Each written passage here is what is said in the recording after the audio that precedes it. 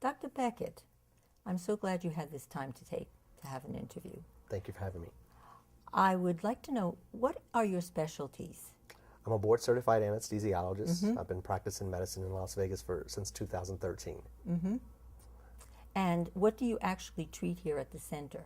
If you're an anesthesiologist, when the patient is in your office, what are you treating? What types of ailments? Well, in our office, I don't treat with anesthesia. I mean, I do that in the operating room at the hospital. Every day I'm at the hospital. I do cases as an anesthesiologist every morning. And then we come to Valley Center for Cannabis Therapy in the afternoon to see our cannabis patients. Okay. And what made you decide to include cannabis therapy into your practice? Well, one of the main things that got us here basically was we were, several years back, identifying a lot of patients who had problems with opiate addiction. And so we started looking for different ways to help them get off of their opioids. One of the things we started doing was an anesthesia-facilitated rapid opiate detox, where we put a patient to sleep and help their body go through detoxification and through a lot of the withdrawal symptoms while they were asleep, so that once they woke up, they would have bypassed a lot of those problems. And then that would give them a little boost onto a life of sobriety. One of the things we realized when we were going through that was that a lot of the patients who were addicted to opiates initially started using opiates because they had true pain problems. So we needed to come up with a way to help treat these patients' pain while at the same time getting rid of their opiate problem. So then that got us studying cannabis. And we started studying cannabis, and the more we studied it, the more we realized that cannabis was not only for pain, but it could actually be used just to detox patients off of opiates. Of course, there's cancer, HIV, cachexia, all types of other things that we found cannabis to be very effective for. So we decided to open Valley Center for Cannabis Therapy to offer this service, this option to a myriad of patients in Nevada. The only thing that concerns me about this, and this is just from my limited reading, is that there isn't a lot of research in the field as to what it actually happens to the body physiologically. Correct. Or the brain. And one of the reasons why we don't have a ton of research is because it's been scheduled as a Class 1 drug. So what that means on paper is that it's scheduled to be, it's classified as something that has no medicinal value and has a high risk of addiction. Because it's in that category, it's really, really difficult to get the type of funding needed to study it. Understood, but at the same time, there isn't the research. Correct. So could you explain what might be the risks, or what warnings you would give to patients? Yeah, well, I mean, some of the risks that we tell patients about are things like, blurred vision, dry mouth. Some people can get headaches from using marijuana.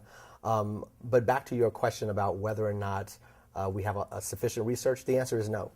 A lot of the information that we have on cannabis in the United States is anecdotal. Having said that, there is a lot of research on cannabis in other countries. There's a lot of research on cannabis in Israel. There's a lot of research on cannabis in several places in Europe. In fact, the United States funds a lot of the research that goes on outside of this country.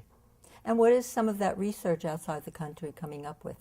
Well, what we call anecdotal here has been proven in a lot of other countries. For instance, when it comes to pain, I mean, there's no question that cannabis treats pain in a variety of ways, whether it's directly through working on pain receptors or indirectly through decreasing chronic inflammation, like in our arthritic patients. As far as side effects, even with all of the studies, we really haven't been able to find any detrimental side effects to the use of cannabis. So of course, we tell all of our patients not to smoke marijuana. Smoking, whether it's cigarettes, marijuana, or even notebook paper, is bad for you. So when you do studies on smoking that give you bad results, that say things like you might have an increase in cognitive decline as you get older, or difficulty with concentration, things like that, I'm not sure how much that has to do with cannabis as much as it has to do with smoking anything. So that's one of the things, that's one amount of data that's come out of some of the studies overseas. And then just the typical things, like I was talking about, dry mouth, difficulty concentrating, sometimes blurred vision. But out of all those studies, we still haven't been able to find one person who has overdosed on cannabis, nor have we been able to find a person who has become classically addicted to cannabis. And when I say classically addicted, I mean we have not been able to use what we've always defined as addiction to apply that to a person using cannabis and say that they actually were addicted. What we've done lately is that we've changed the definition of addiction to be able to fit cannabis in there to kind of ward people away from it. I understand that Nevada has a regulatory board and regulates the dispensaries, the cultivation fields, etc. However, I also have heard, and it might be not true, that there is only one person in the state of Nevada who actually goes around to all the counties to see what's actually going on. So my question becomes, the dispensaries, how do you know, when you send someone to a dispensary, how do you really know what they're getting? So as far as the one person, I'm not sure if there's one person or many people, but what I will say is Nevada has some of the strictest requirements regarding their medical marijuana testing. They're tested for a large number of pesticides, things like any type of moisture, all types of things that aren't even tested in other states. So as far as a regulatory standpoint, the state has done a really good job of creating guidelines by which all of the dispensaries, all of the grow houses have to follow in order to make sure that their products meet a certain standard. And these products are tested, of course, before they leave the grow house. And then there's also testing that goes on in the dispensaries. Having said that, there are a lot of dispensaries in Las Vegas, and we've kind of made it a point here at Valley Center for Cannabis Therapy to go and visit as many of those dispensaries as we can so that we can talk to the people there to make sure that they're knowledgeable, so that when our patients go and ask questions, we can feel comfortable knowing that they're getting those questions answered by someone who's well-versed in cannabis therapy. Okay, so you have certain dispensaries that you actually recommend. Correct. Okay, well that makes sense. That's a good idea. So certain patients come in here with certain disorders. Can you give me some examples of certain patients that you have helped to improve their quality of life, actually? Oh, yes, of course. I mean, where do I start and where do I end? Let's talk about some of the larger populations of patients that come in. Of course, pain is still the number one reason that patients seek out cannabis therapy. But the pain could be from a myriad of things. I mean, a few of the big things that we get in our patients over 50, we get a lot of rheumatoid arthritis patients. We get a lot of osteoarthritis patients. Patients with chronic low back pain, that's a huge one. Fibromyalgia patients. Now, these patients, with those type of ailments, they typically end up being withdrawn from society because they're hurting so much that they don't spend a lot of time outside walking around and things like that. A lot of them are dependent upon medications. They have some anxiety about losing their medications or running out of their medications and things like that. In addition, they have the problems with, worried about going through withdrawals if they ever come off those medications. So pain patients, I mean, that's a huge class in itself, but these patients do fantastic. I mean, we see these patients who come in, walking slow, kind of hunched over and things like that, and they've been on cannabis therapy for 4 weeks or 6 weeks, and they come back for a follow-up, and now they have a smile on their face. They're, they're talking to you. They're making eye contact. Let's see, a couple of other things. PTSD patients. I remember the one patient in particular who was sexually assaulted in the military. Had horrible PTSD from it. Came to us, and we ended up putting them on cannabis for their PTSD symptoms. And this was a patient who didn't even want to be, touched by a man, not shake a hand, nothing. Was just that uncomfortable from the previous experience. After about 3-4 weeks, the patient again came in, reported having, great response to the cannabis, sleeping better at night, even gave me a hug on our way out. Now, it's just a simple hug, but when you think about a person who couldn't even shake a man's hand a month before, that's a big thing, huge thing. We had a patient not long ago who had Parkinson's, for instance, a young girl with Parkinson's, came in a wheelchair, pretty horribly contracted, no eye contact at all, very slurred speech, couldn't understand anything that she really said, was pretty much wheelchair bound. We started her on cannabis. She came back, a month later, actually walked into our lobby. In fact, her mother said that she got up in the middle of the night and she saw somebody walking in her house, and she thought somebody had broken in, because this is how long it had been since her daughter had walked unassisted. It's been years. And now, she goes to group therapy sessions for people with Parkinson's and tells them about what cannabis has done for them. So there are lots of stories. Every day we see patients who have benefited from using cannabis. In fact, I'd venture to say that I've been doing anesthesia for 13 years. And while I love what I do, and I don't foresee ever giving it up, I am more fulfilled when I come to Valley Center for Cannabis Therapy in the afternoon and take care of these patients, because we see significant impact on the quality of life. Well, that's good to hear. Yeah. That is definitely good to hear. What about Medicare or insurance? Well, do you take that? We don't take that because of the federal classification of cannabis. No insurance companies are required to participate in covering patients. So the patients don't have any Medicare coverage for the physician visit, nor do they have any Medicare coverage for the products themselves. But their diagnosis can be done by another doctor, correct? Correct. You would see medical records. Oh yes, of course. What type of therapy do you actually give them? You said the smoking is definitely something you don't want people to have. Yeah, we don't So recommend how do smoking. what kind of marijuana or cannabis do they end up using? So there are lots of different ways for a patient to consume cannabis. Again, smoking is one of the ways. It's probably still the most common way, but it's not the way that we recommend to patients. There's vaping. There are different types of what we call tinctures, little drops that you can put underneath your tongue. Those are really good. They're absorbed very quickly into your bloodstream, and their effects are pretty quick. There are creams. So if a person has, specific joint pain or something like that because of arthritis or low back pain, the ointments work great in those areas.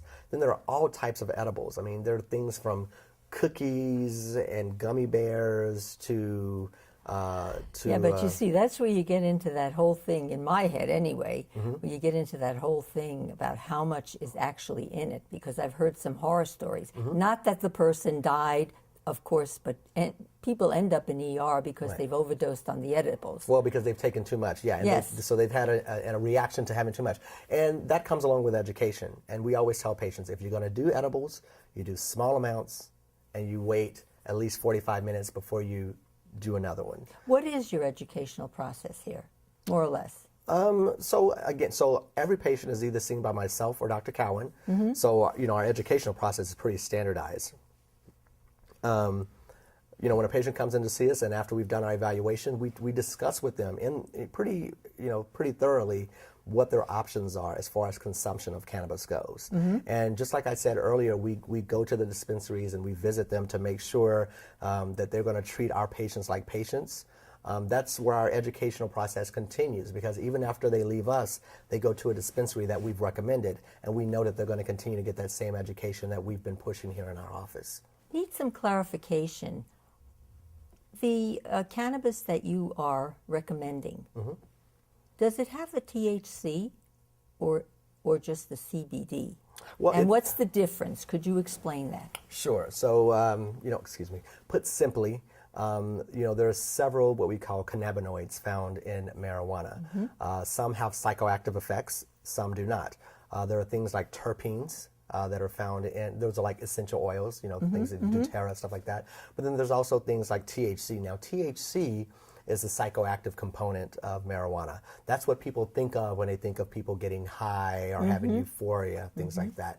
Then there's another component called CBD, simply CBD. Now, that portion of marijuana has a lot of the health benefits, but does not contain the same psychoactive effects. Do you expect follow-ups? Oh, yes. In fact... You want to try to monitor it, well, don't you? Exactly. We schedule every patient for a follow-up. If they're just kind of like, they're just an arthritis patient or a low back pain patient, and they come in and they want cannabis, we schedule them for a 3 or 6 month follow-up. We want to see how they're doing on it. But if they have something that's a little bit more complex, for instance, a couple of weeks ago I had a severely chronic pain patient who is on a large amount of opioids. So she wants to get off of her opioids. So I put her on, we recommended the cannabis for her. And after being on the cannabis for 3 weeks, she's going to come in and we're going to start weaning her opioids. So for those patients, we see them a lot sooner so that we can start our next step. Same with some of my depression patients. You know, these patients, we start them on one thing, and then we start them on the cannabis, and then we taper them off, you know, other things. And how do you know how the medications are interacting with one another? If they have other medications from the pharmacy that they take. Right, yeah. So you know, every patient fills out like an 8-page questionnaire when they first come in. So we have a complete list of all their medications. So we're able to look and see if there are any medications that we're concerned about that might have any possible you know, interactions that might cause any untoward effects with the patient. But how would you know that without research? Or is there research on that? Well, there's some research. I mean, again, there's not complete research because not enough research has been done. Right. But there is research on certain interactions between certain drugs and cannabis. We know what cannabis can do to some of our, you know, like our, you know, hepatic system. We know if some certain things will increase our hepatic system, decrease our hepatic system. So we know that when things interact in that way, we know that we're going to get a situation that we need to avoid, or whether it's a situation that we don't need to concern ourselves with. So you're not working totally in the dark Oh, here. no, not at all. No. I'd like to ask you about the difference in having THC in a product versus CBD. Okay. All right. So THC and CBD are both what we would call cannabinoids, basically components of cannabis. Right. CBD, well, let's start with THC. So THC is what we classically think of when we think of someone consuming marijuana. That's the psychoactive portion that's going to get you high. THC has a lot of medicinal benefits. CBD is another cannabinoid that actually does not cause any psychoactive effects. So you can get a lot of the medicinal properties of the cannabinoids without getting any of the psychoactive effects, so without getting any of the highs. And which do you prescribe? Do you prescribe either or? We prescribe either or. Well, first of all, we never prescribe, so we do recommendations for medical marijuana. Recommendation.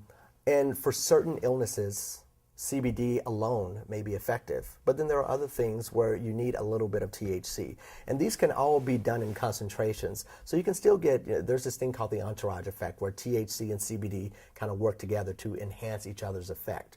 So you can still give people different things with very small amounts of THC, just enough to get those medicinal effects without getting any of the psychoactive effects, as long as the concentrations are right.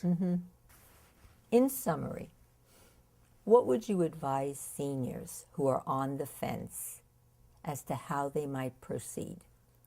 I mean, I think that the big thing is education. I would venture a guess that most seniors probably have a friend or an associate or a family member who is currently using cannabis. So one of the things they could do is probably talk to them to get some more information from them. Maybe ask them some of those questions that they've been afraid of. One of the biggest things that my seniors come in to ask is, I don't want to smoke. They're all terrified of smoking, which I agree with that. They should be terrified of smoking. And then the other one is, I don't want to walk around high. Well, the answer to both of those questions is you don't have to. So it's really just a matter of educating yourself. And again, you can get that education from wherever. You can go online. You can go to the Nevada Medical Marijuana website. There's a lot of information there. Or you can ask, you know, friends and family. And also ask the doctor, like yes, yourself. Of course. Ask the doctor. It seems like you give a pretty inclusive education. Yes. Well, I thank you. Thank you. It's been very interesting. Thank you. As a patient, it's important to get educated about cannabis therapy and make an educated decision as to whether it's for you or not. And do it with a doctor, an MD doctor. Don't start doing it on your own. Helen Lieblein, SCATV, Anthem Alive.